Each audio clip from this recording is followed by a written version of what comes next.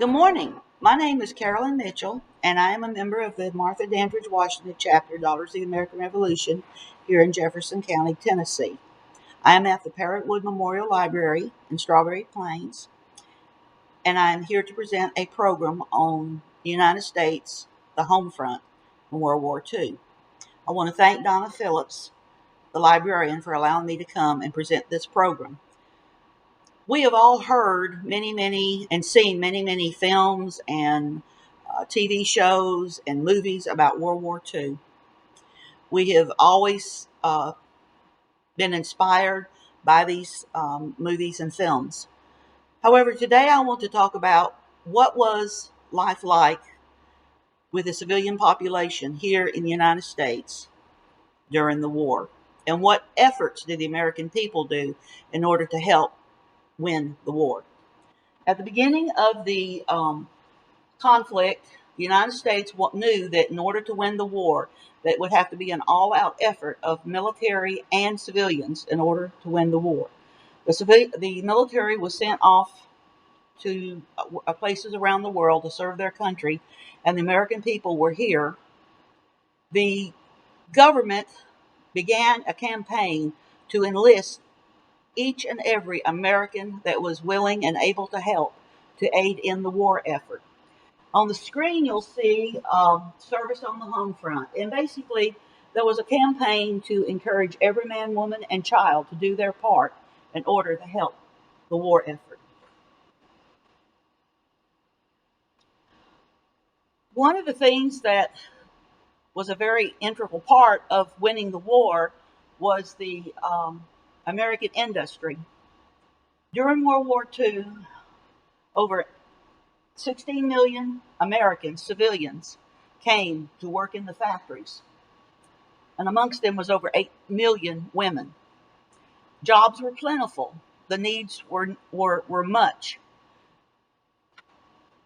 The American industry provided almost 2/3 of all the Allied military equipment during the war.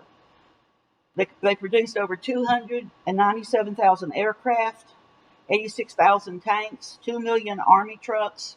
They built battleships. They built submarines. They built bombs. They built all kinds of military equipment for the war effort. One of the things that we know that they developed was the Jeep, which had not been in existence, and we still have the Jeep today.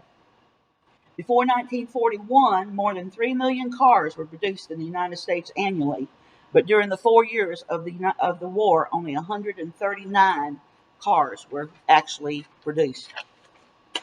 The next thing that I want to talk about is how the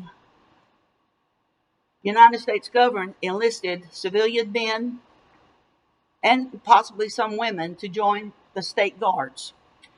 Throughout our history, America has had Minutemen.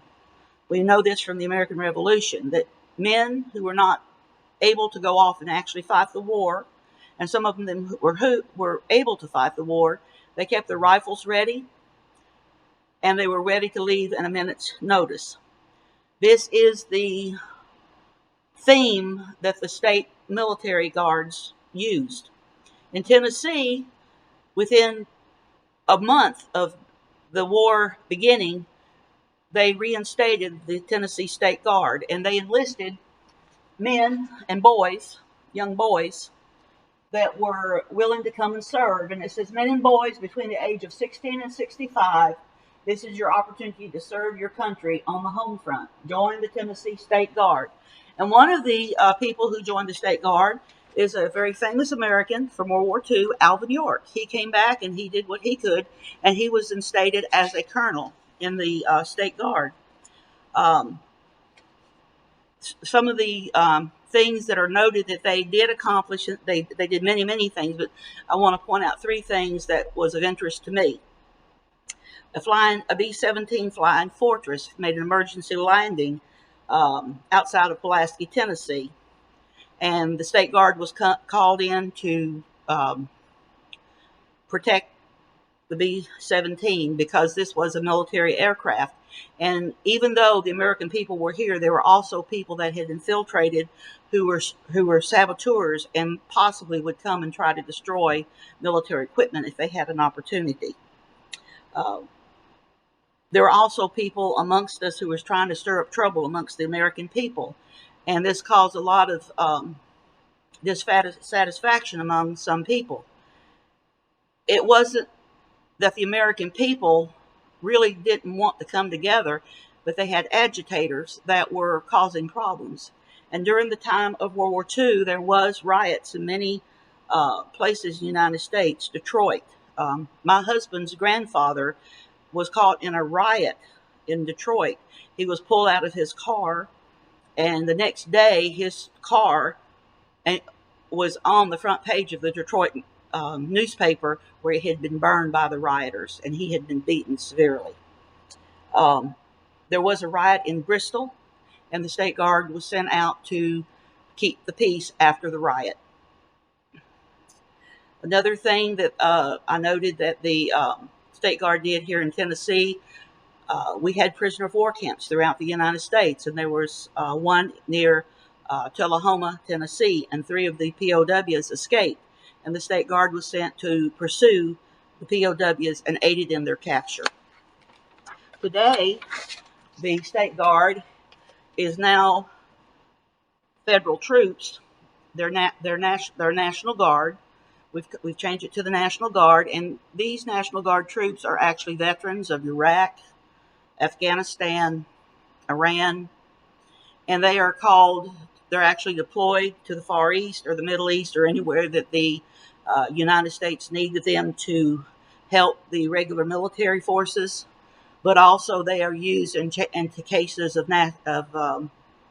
natural disasters, or in times where the governors of the state need to deploy them to help the citizens of the state. Rationing. Now, we all know or have a little feeling of what rationing is like since we're in this pandemic.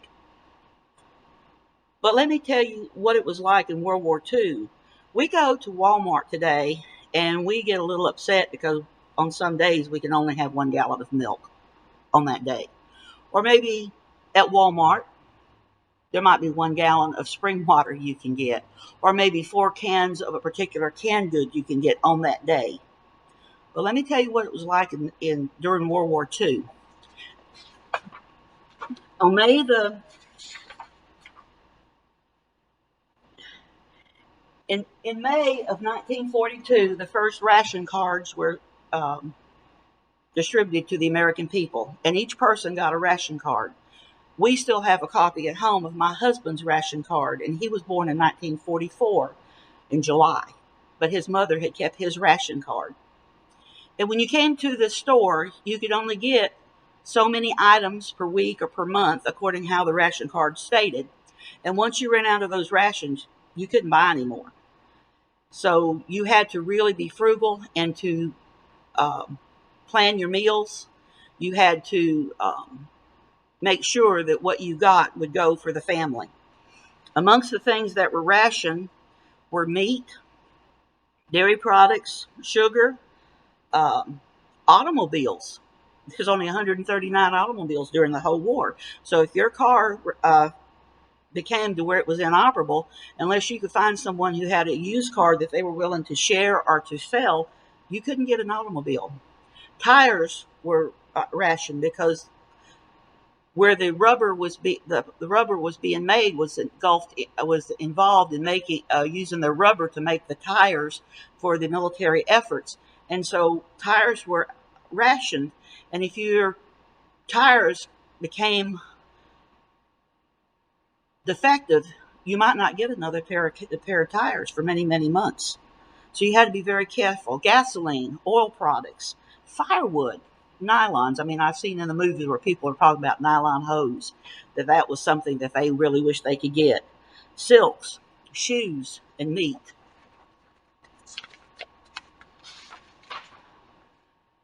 The government encouraged the American housewife and the American people to be very frugal with their food. As this chart says, buy it with thought. In other words, plan your meals. Cook it with care. In other words, make sure you don't burn it. Don't make sure that you cook it properly.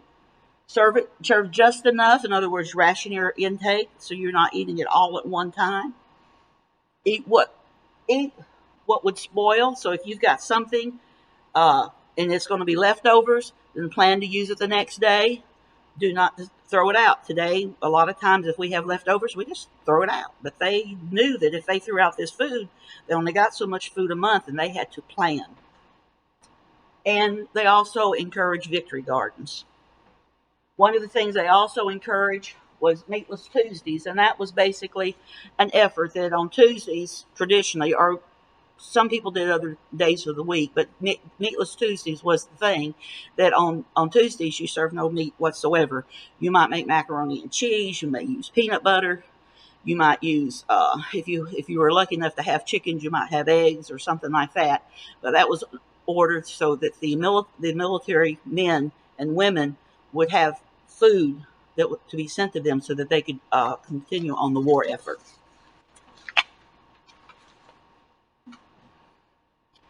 One of the things that a lot of people who lived inland did not realize that along the coast of the United States, all along the East Coast, the Gulf Coast, and the West Coast, they had blackouts. And the reason they had blackouts is because there was a possibility that there could be enemy ships that could see the lights in the town and would therefore see the light and would find a target to aim at and to shoot. And so they were told on certain times if they thought they knew of a enemy submarine coming in or near the shores or a battleship coming, a ship coming toward the shores, that they would, in the towns, they would set off a siren. And the people would cover their windows with blankets or tarps or with anything they could, and they pretty much kept it that way during the war. You were told if you were outside and the siren went off, if you were in the car, you stopped the car immediately and you turned off your headlights. You did not use a flashlight. You did not light a match because just a small match could be the attention giver that would cause your demise. German U-boats. Now, I spoke about the submarines. German U-boats or submarines, they were called U-boats by the Americans because the Germans called us Untersee, which means undersea vessels, which we call submarines. And we think about here in the United States, well, the war was over in Japan and it was over in Europe. It wasn't here. No. During the war years, over 4 submarines were sunk off of the coast of Cape Hatteras, North Carolina, and down the coast of North Carolina. One particular submarine was sunk off the coast of North Carolina, and a few days later, the sailors washed ashore. When the sailors were gathered together, they had died in this sinking of the submarine. They were taken very secretly to Hampton, Virginia, where they were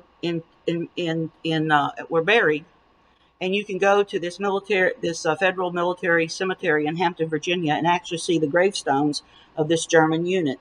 When the Germans were taken to Hampton, Virginia, the military band and soldiers from Fortress Monroe or Fort Monroe, Virginia, which is now part of the National Park System, they came and gave full military honors to the sailors.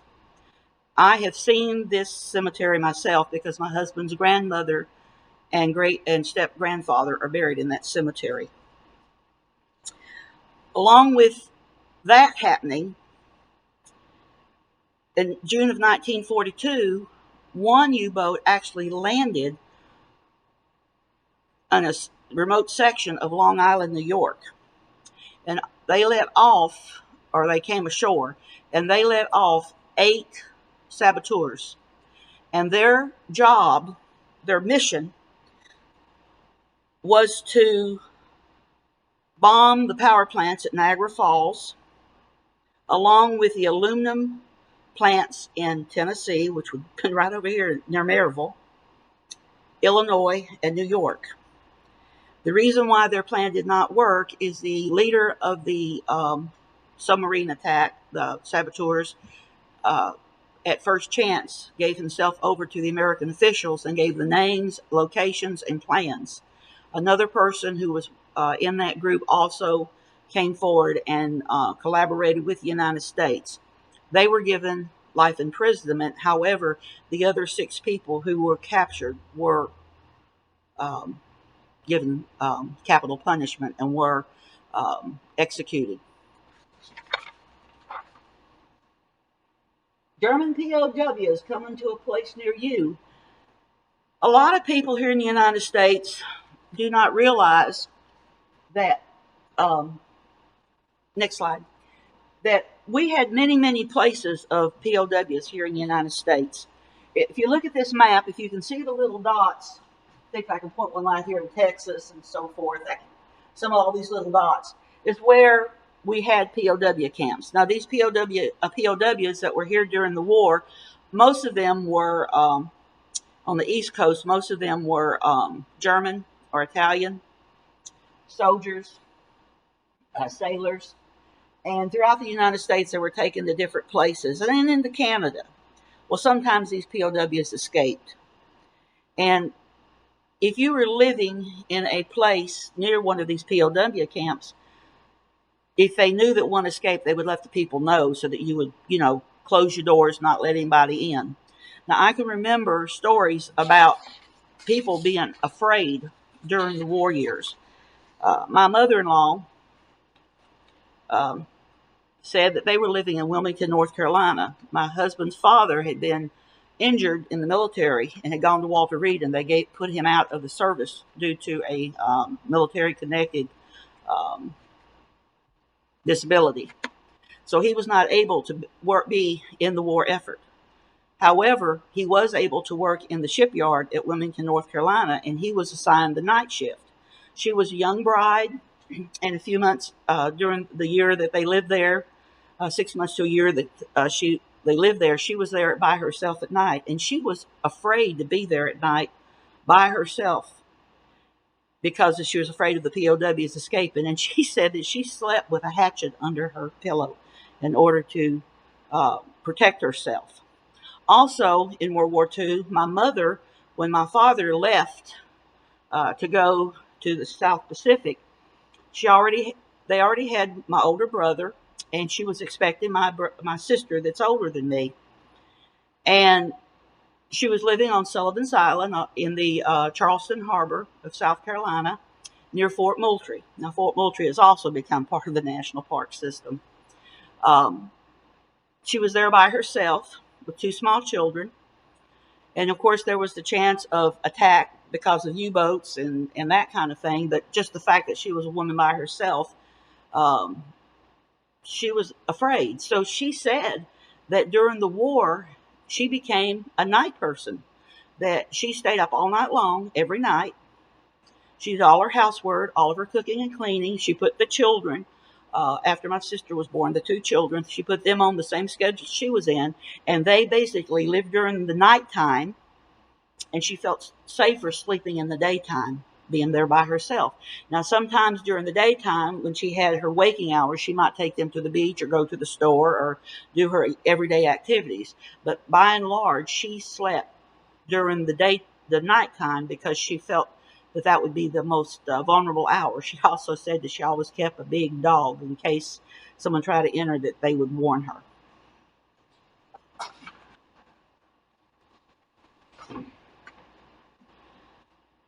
One of the things that American people uh, knew about but didn't think much about was during the World War II, the Japanese developed um, balloons that were filled with helium. Now, this is a picture of one of them.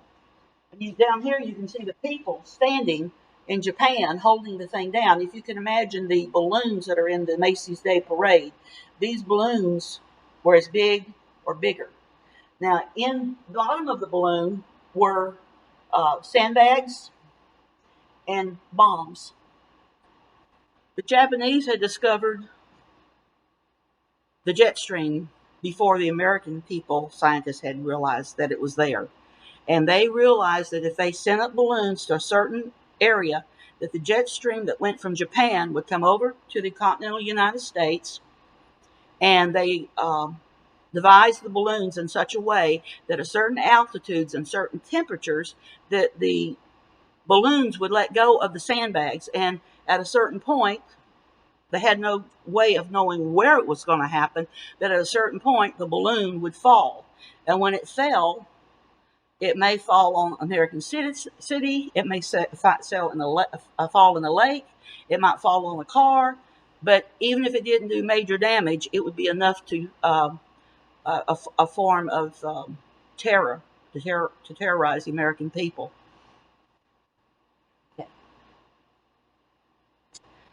This picture here is a picture of a Miss Elsie Mitchell, and Elsie Mitchell was a young wife of a minister, a Reverend Mitchell, in Oregon, and they were fairly newlyweds because she was in her early 20s. They had no children, but one day they went with a Sunday school class with 5 children. He and she went to a park to have a picnic on a Sunday, and Reverend Mitchell was in the car getting the supplies and the food out, the baskets and stuff ready for the picnic. And the children went out to play, and his wife followed them to watch the children. And he heard from a distance, it's reported that he heard from a distance, one of the children went, "I found a balloon." Well, Reverend Mitchell tried to tell them, wait a minute, stop. But Miss Mitchell went to go see about the balloon, and evidently they touched the balloon or tried to drag it out, and it exploded. It killed Mrs. Mitchell and 5 of the children. And as far as we know, they were the only American civilians within the United States that died during the war. One of the notes that I noted to give you the rest of the story, Mr. Mitchell went on to remarry, and with his wife, they had about 5 children. But in 1962, he was working as a missionary with a missionary group in Vietnam. And during the time that he was there in Vietnam in the fall, some Viet Cong came through and captured them, and he was never seen again. So it is presumed that he was killed and died and is buried somewhere in Vietnam.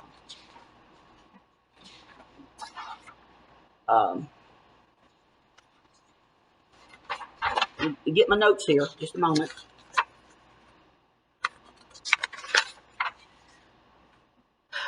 I've been talking about the United States and what was happening in the United States.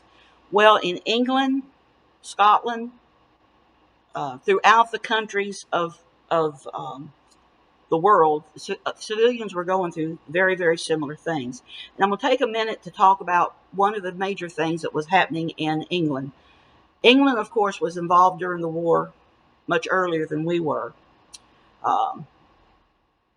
They were being attacked by the Germans, by unmanned aircraft, Zeppelins, anything that could come across and bomb and then leave.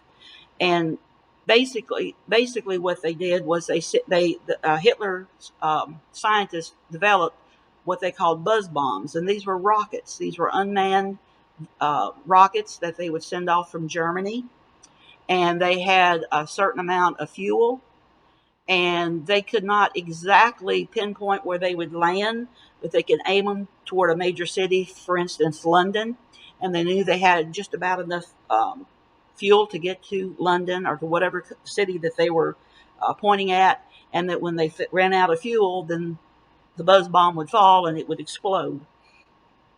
I had the terror and the anxiety was great in England because of this. The next slide shows a bomb fallout shelter. And throughout England and all through Europe, the cities made like subway areas or underground areas where the people could go and hide from the war, from the attacks at night. And this picture shows men, women, and children that were, once there was a siren to let them know that there were buzz bombs in the area, and sometimes they didn't know till one fell. But usually, if one fell, there'd be many, many more being sent off that same day, and they'd have to run and they would hide in the bunkers. This picture shows uh, London Blitz aftermath. They call them blitz bombs, and of course, that's some of the rubble from some of the bombs that hit. Years ago, working as a nurse in another state, I had a woman come in on 3 to 11 shift, and she had an English accent. And she asked me repeatedly, "Where's the fire escape? Where's the fire escape?" And we were on the 5th floor, and I said, "Well, we have stairs going down." And she says, "Well, can we get out in case of fire?" And I said, "Yes." Well, every time I went into the room, she'd ask the same question. So I finally asked her, I said, "You seem to be very concerned about fire in the hospital. Why is this?" And she gave me this story.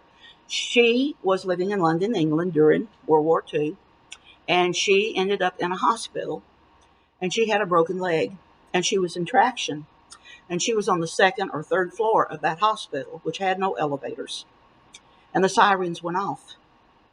Because she was in traction and other patients like her could not be moved to safety. If the patients could be evacuated, they were evacuated as best as possible. But a lot of the buildings then did not have elevators to bring people down. So what they would do with the people like her who could not be moved, they would just take blankets and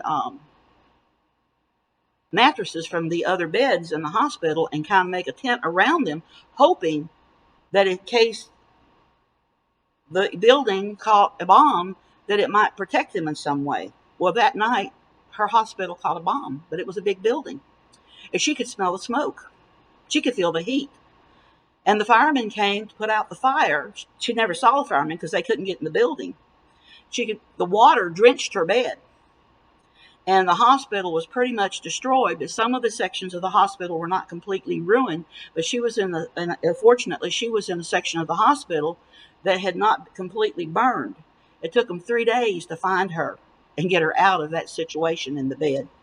And so we don't really, we see natural disasters, and we see the unfortunate people and the hurricanes and the tornadoes damage, and we see this type of thing. But the civilian people in England, we're seeing this type of thing happening more often than what we see tornadoes and natural disasters. This next slide shows the German children. The German children, what am I saying? The English children sitting down, and possibly this might have been a picture of them sitting in front of their home or maybe a store that they knew or their school. I'm not sure what the building was, but I'm showing this picture because the children in England were very, very much affected. The English people decided that it was unsafe for the children. It was unsafe for everybody, but the children possibly they could save if they had them evacuate from the city.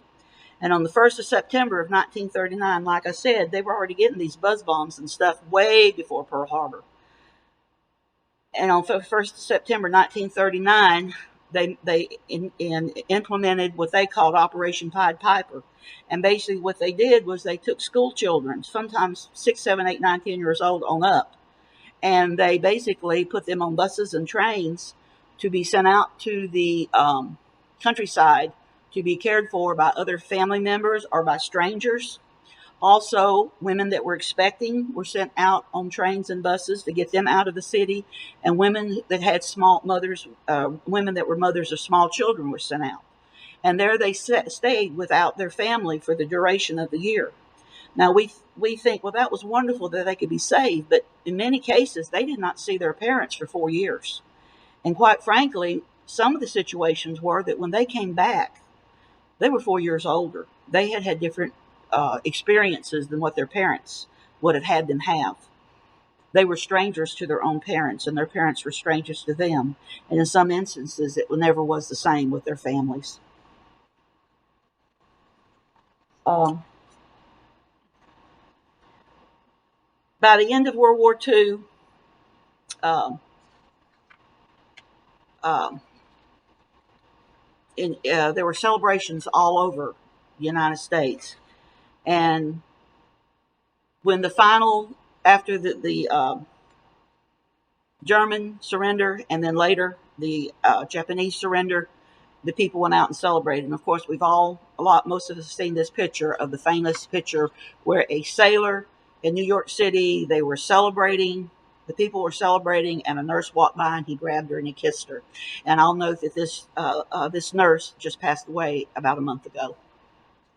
Thank you. Um, there's one more thing. Sorry. This picture I wanted to show. This was out of the Knoxville newspaper, and it was celebrating the end of World War II in Tennessee. And by the end of World War II, some 56 million people around the world, both military and civilian, died. Um,